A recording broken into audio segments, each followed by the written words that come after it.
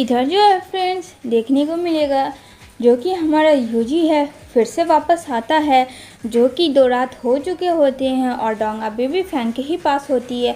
वो उसे वहाँ से हटाता है और यहाँ पे कहता है तुम यहाँ क्या कर रही थी। वो खामोश हो जाती है, वो कुछ भी नहीं बोलती है। यहाँ पे कहता है आप बड़े हो, आपको थोड़ा सा भी शर्म नाम की चीज़ नहीं है। इतने बड़े हो कि आप ये काम कर रहे हो क्या? कल जो मैंने तुम्हारे साथ किया था वो भूल गए हो? मतलब कि वो उसे फिर से लड़ाई वाली बात ही याद दिला रहा था। अब यहाँ पे वो उसे बहुत ज़्यादा खरा खोटी सुनाता है। तो यहाँ पे कहती है डोंग बस भी करो, हो गया, चलो यहाँ से। यहाँ पे कहता है मैंने बता दिया है एक बार और मैं फिर से एक चीज़ को दोहराना नहीं चाहता हूँ, ये मेरी बंदी है और ये मेरी फियांसे। क्या भूल गई कि ग्रैंड माँ ने क्या कहा था?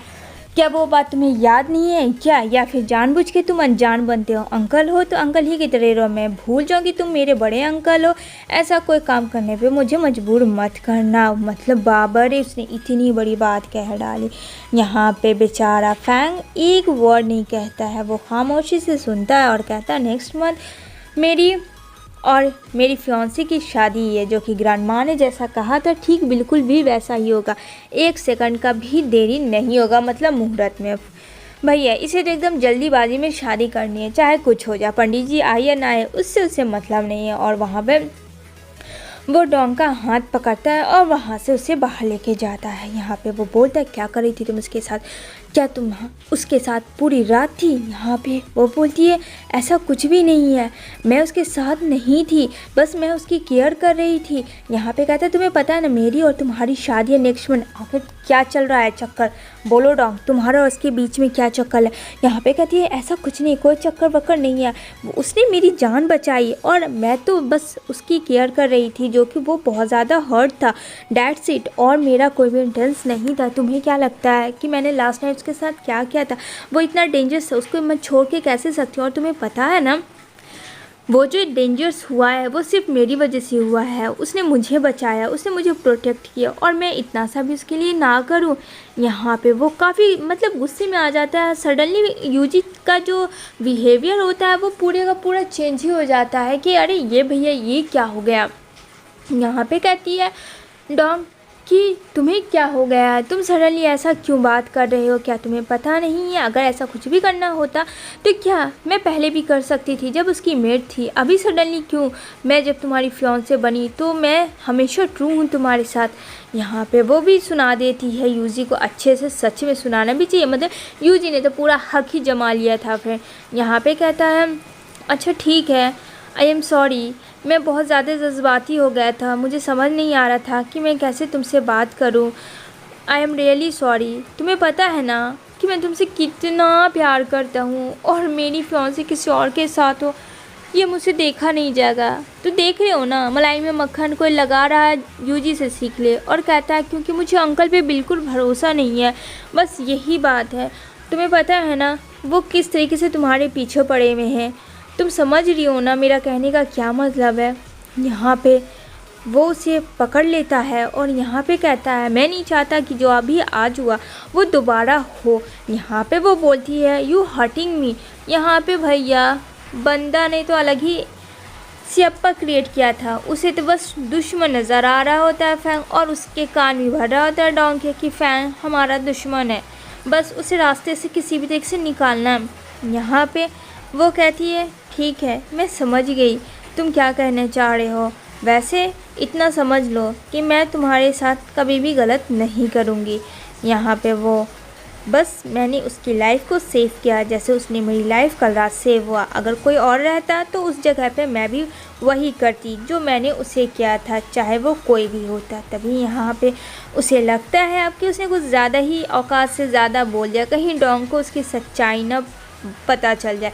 इसकी वजह से वो अपने आप को रोक लेता और एकदम नॉर्मल सा हो जाता, मतलब उसका गुस्सा है ना सडनली डाउन हो जाता। कहता मैं तुम्हारी बात को समझ सकता हूँ, मैं ही गलत फहमी में मुझे ही थोड़ा सा वो मतलब क्या भैया तूने तो सब कुछ बोल के भी उसे उल्लू बना दिया। लेकिन फिर डोंग भी कम होशियार है नहीं, वो भी खामोश रहती है क्योंकि कहीं ना कहीं वो उसे लाइक करती थी यूजी को, फैंग को नहीं। वो उसके क्लोज आता है किस करने के लिए। क्या लगता है आपको किस हो गई या नहीं? हाँ ये पता नहीं मुझे। तो यहाँ पे वो अपना मुंह साइड कर लेती है, जिससे कि उस समझ जाता है यूजी कि इसे किस नहीं करना है और उसने बहुत बड़ी गलती कर दी एक और बार उसे किस करने के लिए। तो यहाँ पे फिर अगेन वो सॉरी कहता है और कहता है कि अब हम लोगों को चलना चाहिए। यहाँ पे कहती है हाँ वैसे भी काफ़ी लेट हो चुका है, तो अब हम लोगों को चलना चाहिए यहाँ से।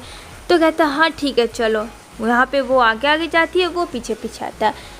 दूसरी तरफ जो है डोंग काफ़ी परेशान हो रही होती है, तो वो एक अंधेरी रूम में जाती है। आखिर इस अंधेरा रूम में ऐसा क्या है फ्रेंड्स, तो ज़्यादा टेंशन ना लो, इसमें कोई और नहीं उसकी सिस्टर है जिसे कैदी बना के रखा गया है, जो कि उसका पनिशमेंट था, जबकि उसे मारने का पनिशमेंट था, लेकिन बचा ली थी उसकी सिस्टर ने। कितना भी हो लेकिन वहाँ पे वो उसे प्यार तो उतना ही करती है, भले ही उसने उसके साथ कितना बुरा क्यों नहीं किया। वो उसके लिए खाने के लिए कुछ लाती है। यहाँ पे वो कहती है सडनली तुम आज मेरे लिए खाने के लिए क्यों लाई। यहाँ पे कहती है क्या करूँ, मैं तुम्हारा सोच रही थी तुम्हारे बारे में कि क्या होगा, शुक्र करो कि तुम्हारी जान बच गई, वरना अभी हाथ से धो बैठती। तो कहती है अच्छा अगर मुझे कुछ हो जाता तो तुम्हें क्या, वैसे भी तुम्हारे लिए तो अच्छी बात थी ना। यहाँ पे कहती है मैं तुम्हारे तरह नहीं हूँ, कितना भी है तो मैं तुम्हारी सिस्टर हूँ। मुझे वो बचपन याद है जब हम दोनों साथ में शेयर करके खाते पीते थे। अब तुम्हारी लाइफ में क्या है, क्यों तुमने इतना बड़ा मेरे साथ डिसीज़न लिया, जो भी गलत किया मेरे साथ वो तुम्हारी बात थी। यहाँ पे है वो उसे बोलती है लो खाओ तुम, मैं तुम्हारी तरह गंदा खाना नहीं खिला रही हूँ, अच्छा ही खिला रही हूँ। यहाँ पे कहती है काम की बात बोलो। यहाँ पे बोलती है मैं बस बोर हो रही थी तो सोचा तुमसे बात कर लूँ। तो यहाँ कहती क्यों तुम्हारे पास तुम्हारा फियांसे यूजी नहीं है क्या। यहाँ पे कहती है हाँ मुझे पता है मेरा फियांसे है, लेकिन तुम सिस्टर हो ना मेरी, इसलिए तुमसे बात करना ज़रूरी मैंने समझा। यहाँ पे कहती है मुझे पता है तुम कोई ट्रिक करने आई हो मेरे साथ। यहाँ पे कहती है हमेशा गलत मत सोचा करो, सब लोग तुम्हारे तरह नहीं होते हैं। तो और बताओ। यहाँ पे वो बोलती है कि हाँ, मैं क्या बताऊँ, सुनने में तो आया है कि जो गवर्नर है उसे गोली लगी है, क्या तुम्हें क्या लगता है। तो वो मुस्कुराती है और कहती है मुझे क्या लगता है, हाँ उसने मुझे बचाया। यहाँ पे कहती है अरे तुम्हारे हाथ में तो दो दो लड्डू है, यूजी भी है और फैंग भी है। तो यहाँ पे बोलती है तुम्हें उससे क्या मतलब है, क्या कहना चाहती हो। यहाँ पे कहती है मैं क्या कहूँगी, यहाँ पे तो सारे मेंशन को पता है कि फैंग पागलों की तरह तुमसे प्यार कर रहा है, एक तुम्हें छोड़कर, या फिर जानते हुए भी तुम अनजान बनने की कोशिश कर रही हो, एक्टिंग अच्छी कर लेती हो तुम। यहाँ पे कहती है वो प्यार कर रहा है लेकिन मैं नहीं करती हूँ, क्योंकि मेरे लाइफ में मेरा फियांसा ऑलरेडी है। यहाँ पे वो बोलती है इतना भी ट्रस्ट मत करो, इतना ट्रस्ट करना सही नहीं है। यहाँ पे कहती है क्यों। यहाँ पे वो बोलती है क्यों का क्या मतलब है, समझदार तुम तो खुद हो। आगे क्या होगा फ्रेंड्स, ये जानने के लिए हमें नेक्स्ट एपिसोड देखनी होगी।